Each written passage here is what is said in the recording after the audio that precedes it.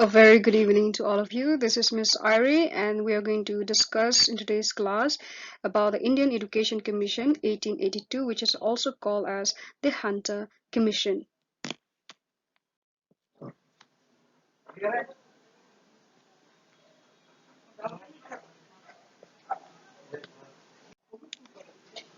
A very good evening to all of you. This is Miss Irie, and in today's class we're going to discuss about the Indian Education Commission 1882, which is also known as the Hunter Commission. Let's see the introduction. Early schemes neglected the primary and secondary education when education was shifted to province in 1870. Primary and secondary education was further suffered all the more because during that time the province had limited resources at their disposal. In 1882, the government under Lord Ripon appointed the Indian Education Commission under the chairmanship of William Hunter to review on the progress of education in India since the dispatch 1854.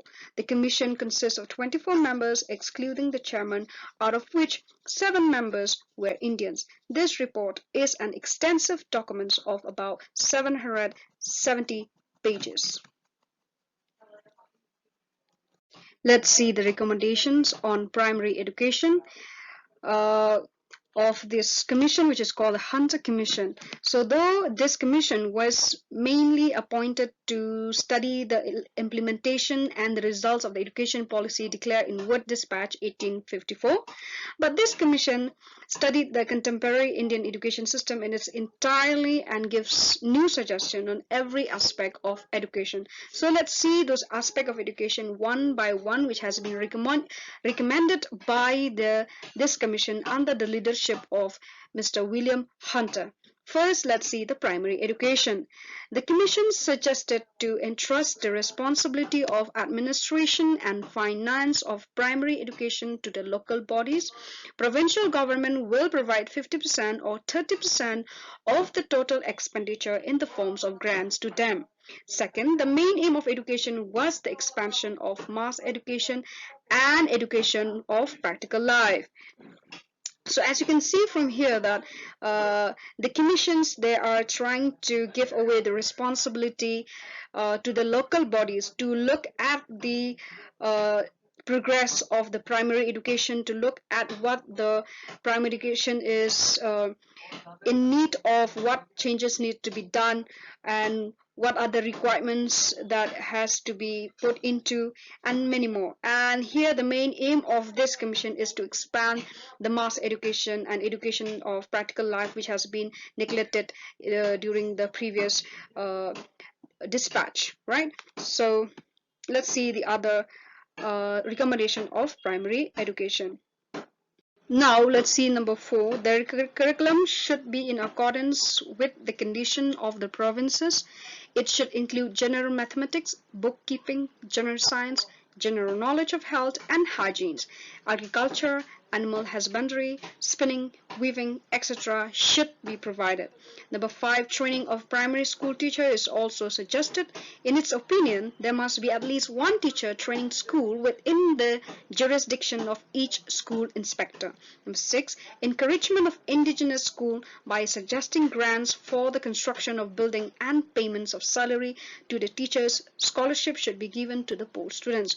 So in this recommendation, in this primary education, the commission, they have recommended regarding the curriculum what the students should study during this primary education. They said that the curriculum should include the mathematics and then science, general knowledge, and then the children should practice hygiene, and then they should know about agriculture, and then animal husbandry, spinning, weaving, which most of us we are not aware about the spinning and weaving in our primary education. But at that time, this commission, they have suggested about spinning and weaving should be provided during the course of study. And also they have suggested about to have at least one training center for the teachers in every jurisdictions, and they should appoint at least one school inspector to inspect the primary schools, okay, in every district. And then the last one is here, they have encouraged the indigenous school and they even suggested grants for the construction of building, and they also talk about payments of salary to the teachers, scholarship to be given to the poor and meritorious students. Next, let's see the secondary education. This commission is also appointed to examine the condition of the secondary education and higher education as well. Following are some of the suggestions. So mainly this commission, Hunter Commission, was actually appointed by Lord Ripon to study the effect of wood dispatch. And when this commission led by William Hunter, they find out and they come up with some suggestion regarding the secondary education. Let's see one by one. Number one, administration and finance of secondary school education should be entrusted to the efficient and rich Indians. However, in those places where secondary schools are not established by individual efforts, the government itself should uh, take control and establish them, but not more than one. So such schools should be established in any district. Okay. At the same time, it suggests to give grant and aid liberal to secondary school owned by the individual efforts, and to make no discrimination in any giving type of grant to these schools. So basically here they mainly talk about how to finance the secondary school, even to especially to those school run by the private bodies or by the rich and efficient Indians, and without any discrimination. Now let's see the second one. The commission suggested to divide the curriculum of secondary education into two categories, course A and course B. For course A, the curriculum will be literary and scientific. Literary subject will be included, and the study of English will be compulsory. For course B, curriculum will be vocational. It will be for those children who intend to enter real life and want to earn a living.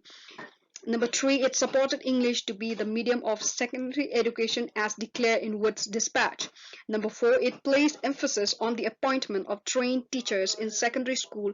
It is also recommended to establish teacher training college. So basically here the commission, they want to make it clear that English should be the medium of instruction in the secondary education, and they actually support the declaration by Wood Dispatch. And then also they emphasize on the curriculum, and there will be two categories. It will be for course A, the curriculum should mainly be included the study of English and also the literary subject. And then in curriculum B, the curriculum should be mainly focused on vocational. So also they emphasize on appointment of trained teachers in secondary school. It also recommended to establish more and more teacher training college for helping out the teachers to become a profession teachers in order to teach in school. Next, let's see the higher education. Regarding the administration and finance of higher education, the Commission suggested that the government should leave the responsibility of higher education on the Indians. With respect to the organization of finance of the non-government college, the Commission suggested that the government should provide grants liberally to these colleges.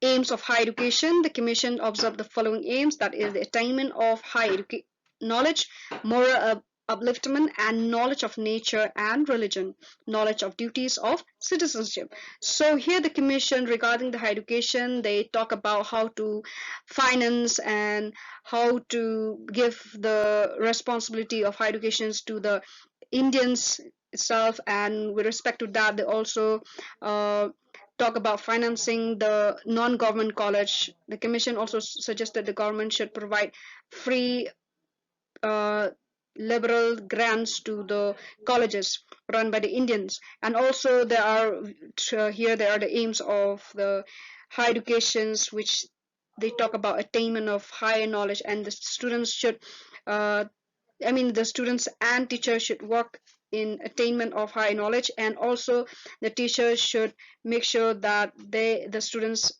are knowing about the duties of citizenship, and also have knowledge about the nature and religion.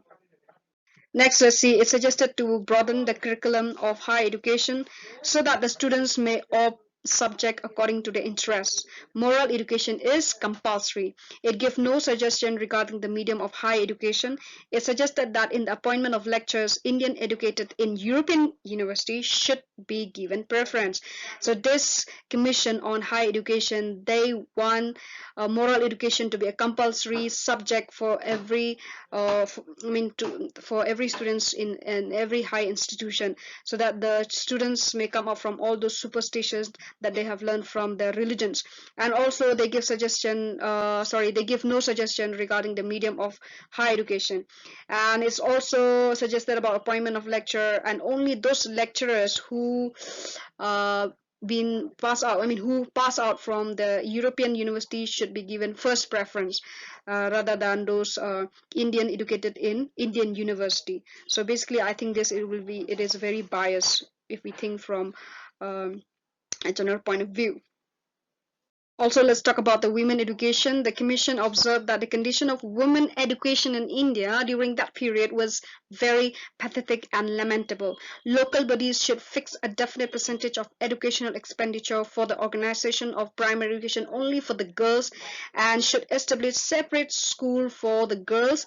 The government also should make sure that they provide funds, grants liberally for the education of the girls, and the education of the girls should be free, and scholarships should be organized for only the girls students, especially for the girls who wants to proceed ahead with a higher education. And hostel also should be established for the girls. Female teachers training should be established as far as possible. Women inspectors should be appointed for the inspection of girls school. See, this commission has worked on how to promote women's education, and it definitely shows in this commission. Let's talk about the Muslim education and backward children. Separate schools should be established for the Muslim children, and the private enterprise effort to open school for the Muslim children should be encouraged. Special scholarship for the Muslim children. Children should be admitted to without any discrimination in the school run by the local bodies. The government should establish separate school for the backward and low caste children. For them, education is free and special scholarship for them is given. So basically, this idea of Muslim education and backward children education, actually it creates communalism if we think in a general point of view. Next, we will see the religious education and role of Christian missionaries. The commission suggested by Hunter's group that the government schools should be forbidden from imparting any type of religious education. In non-government schools especially, any type of religious education should be avoided and imparted only with the consent of the management. Academic achievement of the school should be taken into consideration while giving grants to them.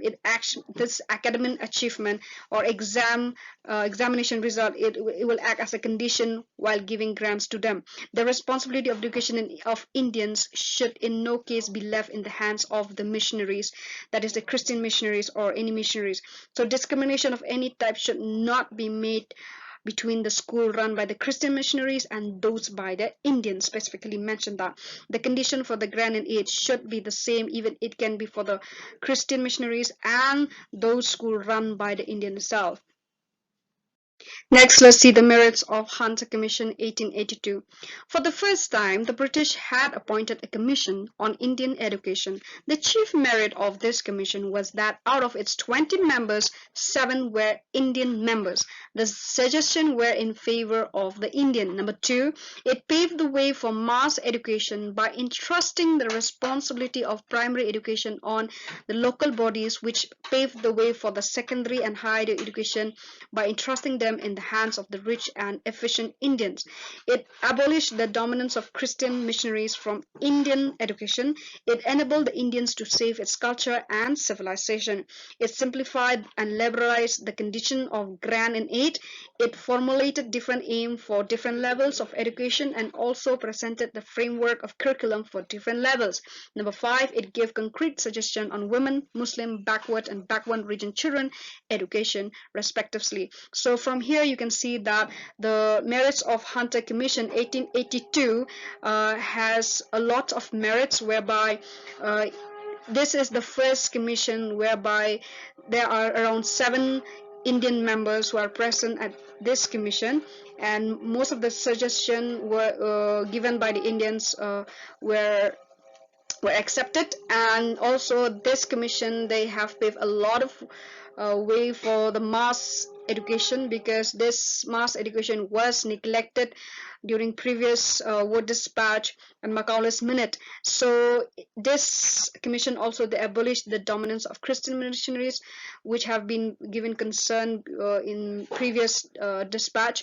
And also it actually safeguard the culture and civilization of the Indian community, Indian culture.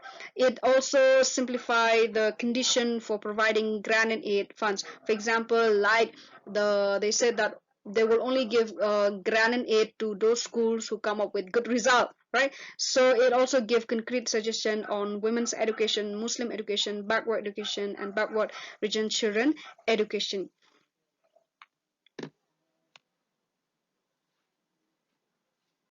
Let's see now the demerits of Hunter Commission.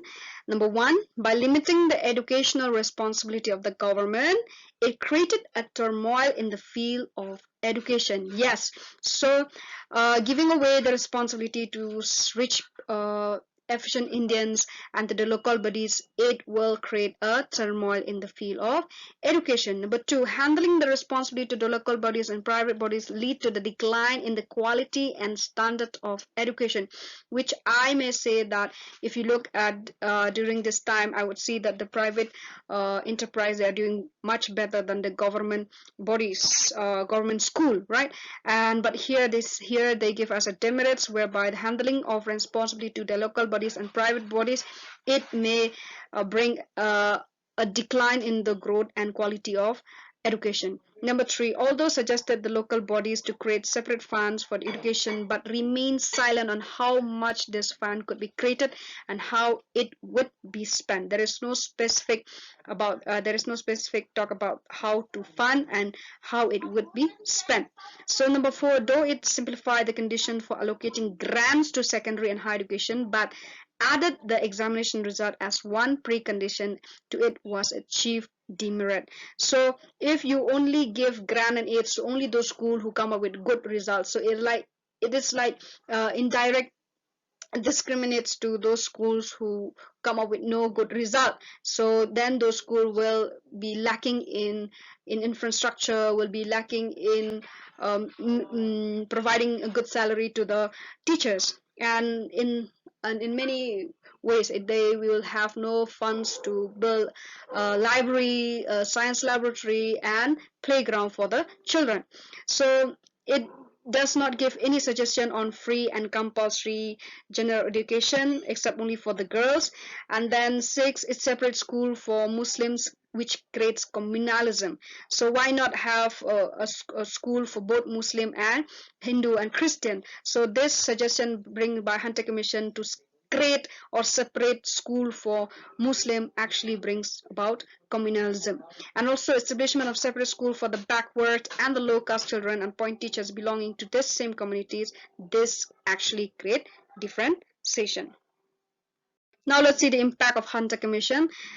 The contemporary government accepted almost all the proposals of this commission on its basis. Handling the responsibility of the secondary and higher education to the private bodies has resulted in the quick expansion of secondary and higher education in the country. Government simplified the conditions for granting funds, which become easy for the institution to seek financial aid based on those preconditions. Institutions were established at various places and started functioning. Because of this commission, Indians took a keen interest in the organization of the education and participate in its publicity and expansion. This commission remained in currency for the next 20 years, right from 1882 to 1904. Enrollment is increasing as students and parents took keen interest in education, and in the year 1887, expansion started in the field of higher education, like in Calcutta, Mumbai, and Madras University came out. In 1898, Smith Annie Basin established the Central Hindu College in Banaras. So as you can see by yourself that this Hunter Commission has an impact on, has a lot of impact, and it has bring a lot of it has its own contributions towards the Indian education, and there's a lots of expansion takes place of on higher education especially, and this commissions has bring light in the field of education, and since it's mainly in favor of the Indian suggestion given by those 7 members present in this commission. So let's see the conclusion. In retrospect, one may say that Hunter Commission more or less supported the education policy declared in Wood's dispatch. Because remember, Mr. Lord Ripon, he was just asking Mr. William Hunter to study the progress of education in India, and Mr. Hunter William with the team came up with the new suggestion, and that is why I would say that yes, it somehow supported the education policy declared by Wood Dispatch. However, at the same time, it also gives some new novel suggestion, and this suggestion has a long-term impact on Indian education. If one evaluate this impartially, one find more benefits than demerits on this commission. Hence, we can say that this commission has bring revolution on the life of Indian to safeguard their culture and at the same time appreciate the Western culture. So with this, I would like to say thank you for listening.